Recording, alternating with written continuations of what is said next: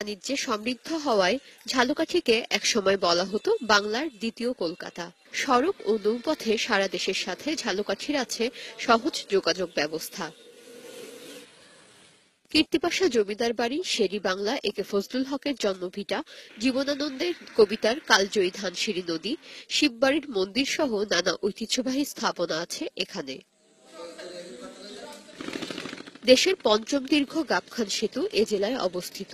ভীমরুলির ভাসমান হাট ও কাঠালিয়া উপজেলার বিষখালী নদী তীরের ছৈলারচর এলাকা বিশেষ আকর্ষণ ভ্রমণপিপাসুদের কাছে।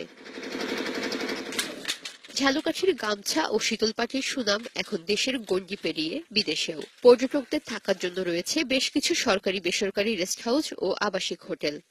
আমরা চাই নদীমাতৃক এ জেলায় বিভিন্ন স্পটে পর্যটন কেন্দ্র গড়ে উঠুক, যাতে করে পর্যটকরা সহজেই এখানে আসতে পারেন।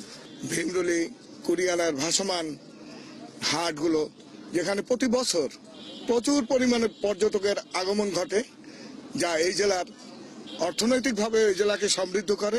দেশ বিদেশের পর্যটকদের আকৃষ্ট করতে ঝালকাঠির পর্যটন স্পটগুলো উন্নয়নের জন্য এরই মধ্যে পর্যটন মন্ত্রণালয়ে আবেদন করা হয়েছে।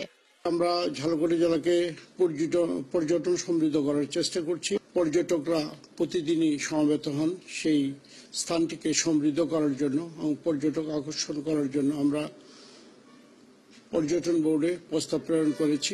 দক্ষিণাঞ্চলের ছোট্ট জেলা হলেও ঝালকাঠি ইতিহাস আর ঐতিহ্যে সমৃদ্ধ। সরকারি পৃষ্ঠপোষকতা পেলে এ জেলায় পর্যটনের উজ্জ্বল সম্ভাবনা রয়েছে। DBC news.